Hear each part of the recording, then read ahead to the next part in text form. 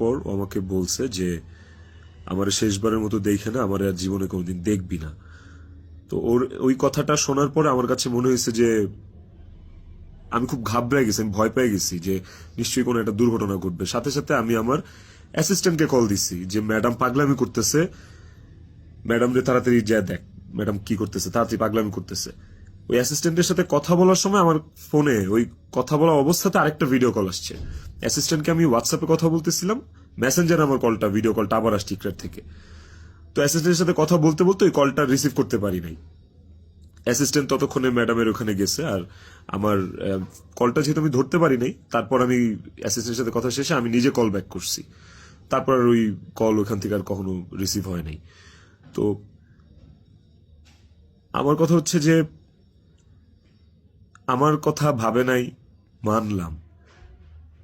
আমার ছেলেটা রিজিক পর্যন্ত যে ওকে গেটে ধাক্কা দিচ্ছে, নক করছে, বলছে যে মা দরজা খুলো, মা দরজা খুলো। রিজিকের কণ্ঠস্বরটা কি ওর কানে যায় নাই? রিজিকের প্রতি কি ওর একটু মায়া কাজ করে নাই রিজিকের কথাটা শোনার পরে?